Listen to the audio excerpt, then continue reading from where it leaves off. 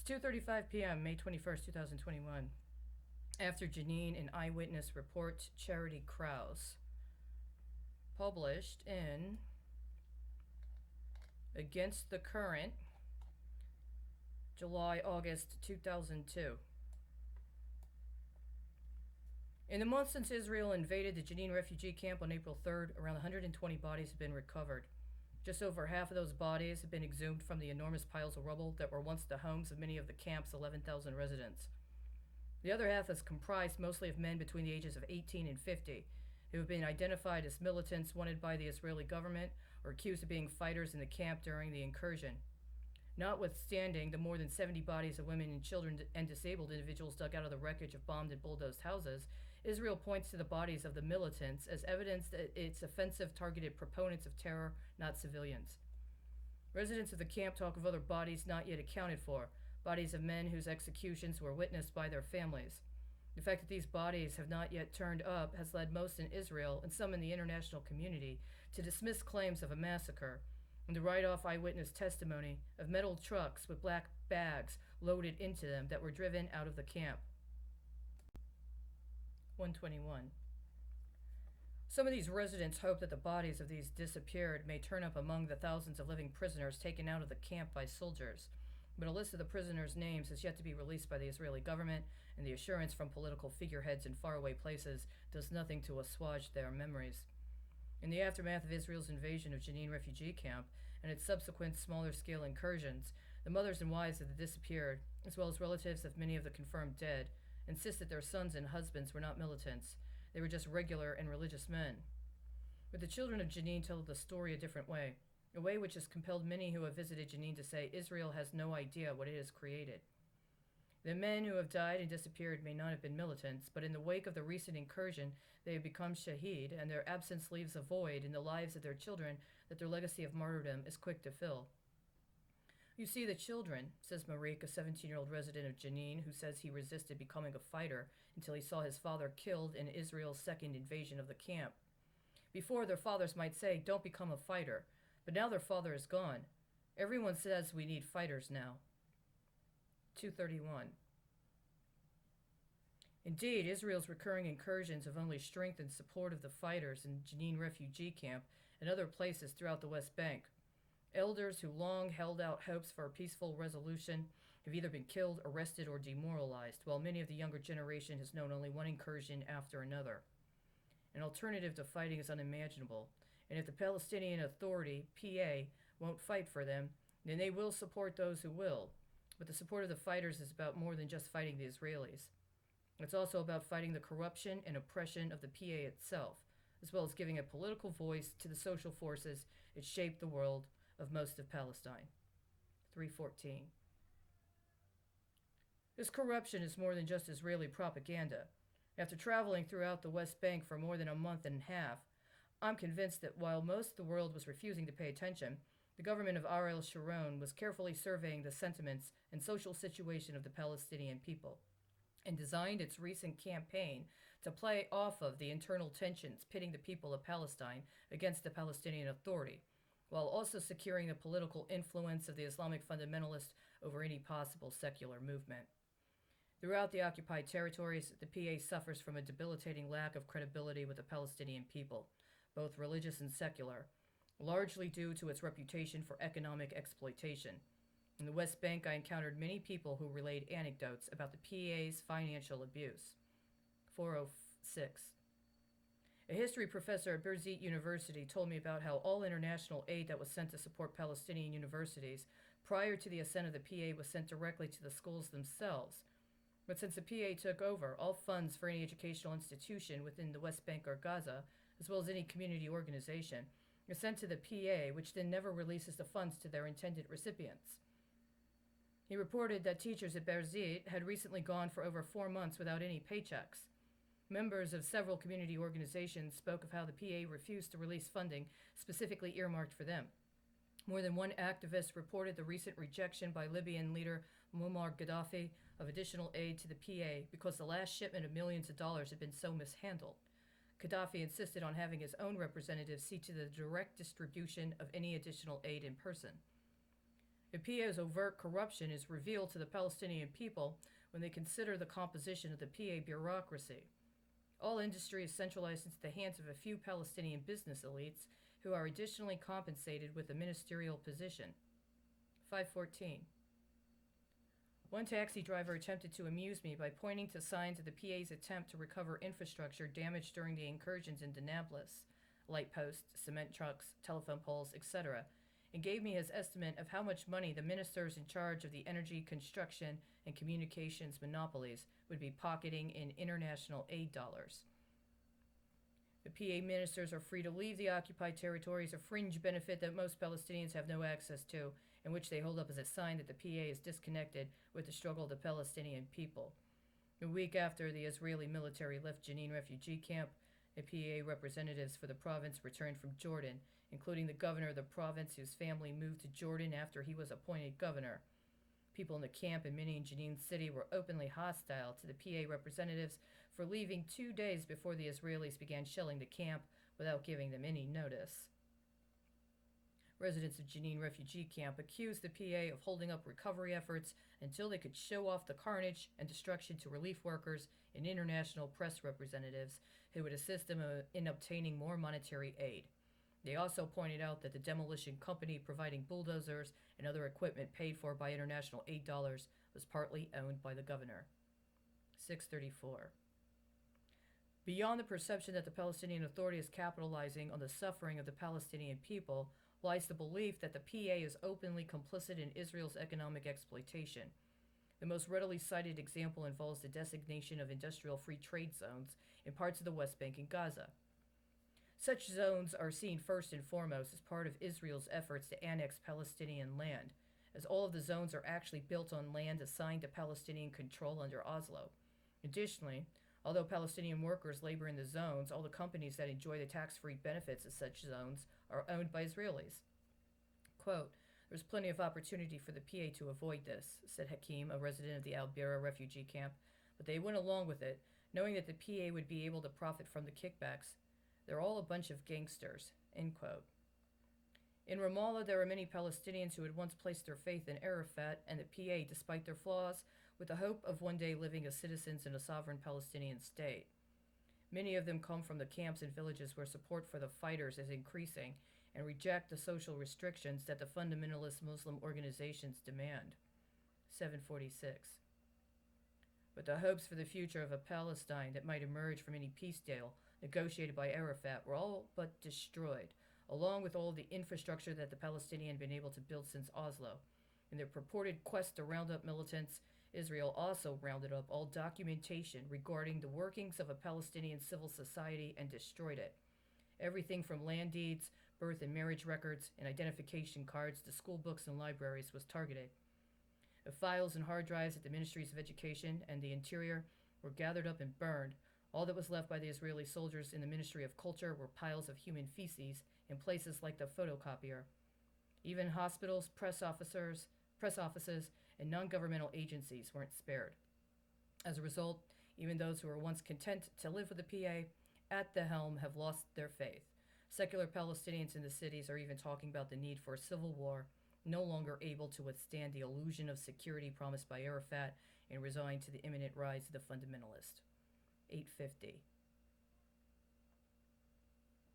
I spoke with several members of the Palestinian police who say they only work for the PA because they need a job and they can get a gun. But if there were a civil war, they would not fight for the PA. It seems to many Palestinians in the West Bank that the only Palestinian support that exists for Arafat and the PA is coming from rich Palestinians, including many of the PA ministers living outside of the occupied territories. As one member of the PFLP, Popular Front for the Liberation of Palestine, put it, the international Palestinian bourgeoisie was the only thing keeping Arafat in power. In addition, the consistent support that the international community and Israeli peace activists provide the PA only serves to convince many Palestinians in the West Bank that they are without allies abroad except Islamic fundamentalists who publicly support their struggle. Support for the PA from the international community and peace activists around the world would seem to make sense on one level when one considers the alternative, but it denies the reality of the economic and social situation experienced by most Palestinians in the West Bank. 955.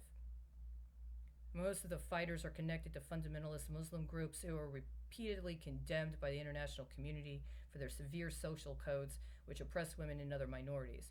But in lieu of financial support from the PA, the camps in most of the villages throughout the West Bank have developed their own infrastructure and cultivated their own leadership, often with the guidance of these militants.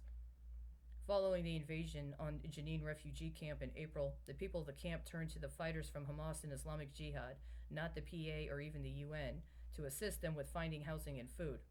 Throughout the camps, Palestinians associate the fighters with the people who obtain food, housing, and supplies through whatever means necessary, in addition to those who are willing to give their life for Palestine. 1041. While the international community rides the militants for their human rights abuses, the human rights abuses promoted and tolerated by the PA are left untouched as Palestinian society becomes normalized to extreme domestic violence. Following the establishment of the Palestinian Authority government, the PA decided that all laws concerning personal and family issues were to be based on the traditional Islamic code, and the family and personal court system was to be dictated by religious codes. In practice, this has put the family courts under the control of the same kind of Islamic fundamentalism that the PA claims to be keeping at bay. Often, the PA is directly implicated in promoting the militant Islamic views on resolving personal conflicts. As a result, the human rights situation in the West Bank and Gaza under the PA has already achieved alarming levels of abuse, especially concerning women and homosexuals. 1133. According to a 2000 report by the Women's Center for Legal Aid and Counseling, 38 cases of femicide involving women suspected of dishonoring their families were recorded in the West Bank and Gaza Strip during 1999. In all of these cases, the women were killed by fathers, brothers, or uncles. None of the men were prosecuted or even arrested. Most of the women who were killed were murdered because they were raped or incested by a male family member. In 1999, the center also documented that more than 540 cases of women who were physically or sexually assaulted by a husband or family member, and 115 cases of women who were raped. Most of these women contacted the center after receiving death threats from men in their families. Maha, a counselor for the center, said that these official statistics do not begin to expose the extent of the problem because such violence is considered a family affair and often not brought to the attention of any authority who would record it. In addition, domestic violence has become even more rampant since the beginning of the Intifada, but most assistance agencies have no way of offering services to remote areas because of constant curfews and closures. 1242. A PA's complicity in such violence against women can be seen in regards to the most recent death of a woman in Nablus. A women's shelter located outside the city is administered by the PA in order to preserve the decency of women. As such, a woman must be deemed morally decent before she is permitted entrance into the shelter. Women who are not deemed decent, for instance, who are pregnant and unwed, who have been raped and are over the age of 18, or who have a reputation for improper behavior, are not permitted to access the shelter. In early May, a woman was killed within 2 blocks of the shelter by her brother after being denied entrance. According to Maha, this was only one of many times when a woman was killed on the streets after being denied access to the shelter. 1330. For gay men in the occupied territories, the situation is also life-threatening. While members of the PA insist that there are no homosexuals in Palestine, I ran into several gay Palestinians from the West Bank and Gaza who were forced to work as prostitutes in Tel Aviv. According to Aguda, the largest gay and lesbian organization in Israel, there are between 350 and 450 gay Palestinian men living in Israel out of fear of death, sometimes verified in writing by the PA. 14. Sammy, not his real name, has been living with his lover in hiding throughout Israel for more than a year while he attempts to obtain asylum abroad. In July of 2001, he received a family court order on PA court stationery under the door of his house in his village in the West Bank, informing them that he had been charged with indecent acts and that he was subject to a punishment by death if he were to be found guilty. Sammy fled the West Bank and has since been pursued by family members intent on killing him. The PA claims that such an incident is a family matter, despite the official edict it issued him. 1437. Young gay Palestinians I talked with told me about how they were sent to re-education camps located outside of Jenin and Dar Yunus refugee camps. These camps are under PA jurisdiction but are administered by local Muslim clerics. The camps are presumably for minors who have been found guilty of a crime in a family court, including the commission of indecent acts. The official re-education program consists of 15 hours of Quranic study and training in a trade skill per day for several months. The young men I talked to told me of both how guards and other inmates were encouraged to physically and sexually assault the young men who were interned there. Tariq was taken to a camp in Gaza. Quote, the Palestinian police shaves the head of those who are suspected of homosexual activity and does it in public so that everyone will know. They are sentenced to 6 months in jail without seeing a lawyer or your family. During my own jail time, I was subjected to beatings with belts, clubs, and forced to sit on bottles which were inserted into my rectum. I was hanged by the hands, I was deprived of sleep, and when I did finally sleep, my limbs were tied to the floor. End quote. Such treatment lasted for the first 2 months of his 6-month internment. The abuse was lessened during the last 4 months, but did not stop. Tariq also reported that he saw at least one other youth killed after the bottle that was inserted into his rectum was shattered following a series of kicks from one of the police. Despite such testimonials and even documented evidence of human rights abuses against women and gays, the international community has remained silent on the PA's record. According to Shaul, an organizer with Aguda, no NGO or international human rights monitoring body will investigate the evidence concerning the situation confronting gay men in Palestine because of the current intifada. I personally spoke with members of 2 Palestinian organizations and 1 international NGO based in the West Bank who knew about the situation, but said they could not admit as much on the record because of the political consequences of doing so, including the possibility that the PA would cut off all communication and shut them down. In my conversations with representatives of the PA, they refused to admit that there were any gay Palestinians.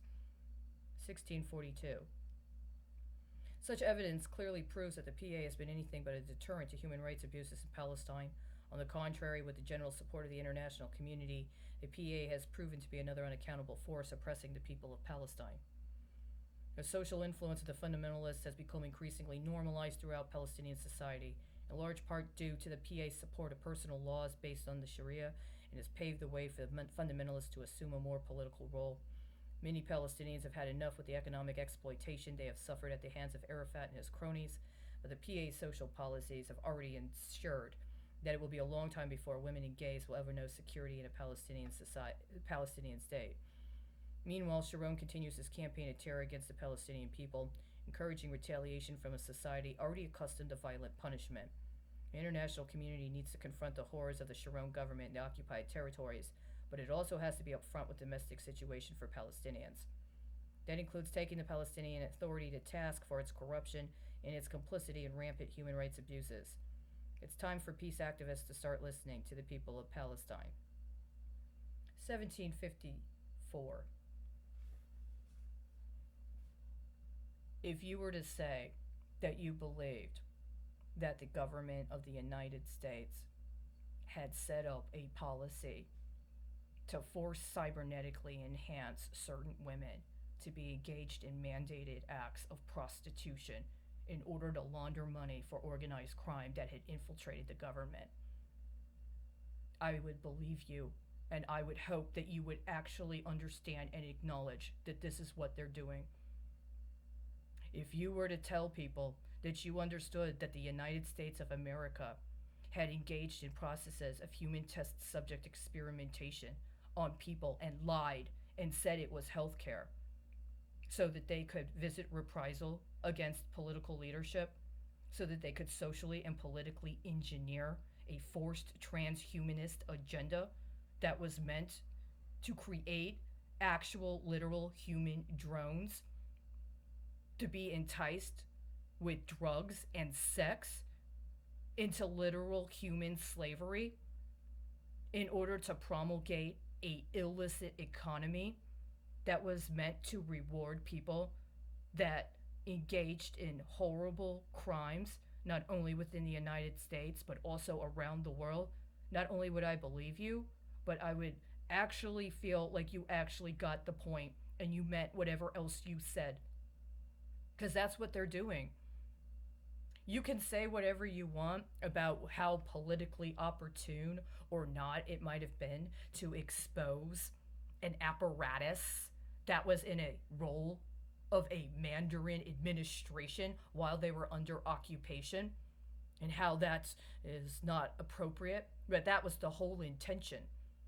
was to take people who had previously been in a role of resistance, characterize them as bureaucrats, and then tell you you have no other choice but to go to them over and over and over and over again. Everything about your national identity, everything about your capacities, everything about your hopes, your dreams, anything else you could have to offer is supposed to be given over to them. And they've necessarily, for effectiveness, been rendered incompetent. Or at least that's what they want you to think. At some point in time, the Department of State in the United States engaged in a praxis whereby they created some sort of ultra regime concerning presidential accounts that they laundered in conjunction with the Department of State. And they politically engineered a paradigm where people played at being Palestinian. Now, I cannot say for certain whether or not members of the international Palestinian diaspora in any way, shape, or form agreed to this. If they thought that there was some political expediency by engaging in some sort of clandestine paradigm domestically and or connecting it with other kinds of matters that were ongoing domestically, including ones that are expressly eugenicist. I cannot say because they have not talked to me, and it would be conjecture to put them to something that cannot yet be confirmed. But I do know that every single effort I have made to go through what would have been a process whereby I could have had my own needs met, just at the most basic standard, even if I wasn't a political person, all that they allege to stand for politically, has not proven that there is an actual justifiable refutation. It's a strange thing. They wanted to promote this meme for a long time. All of us are Palestinians. Well, okay. But not all Palestinians are the same.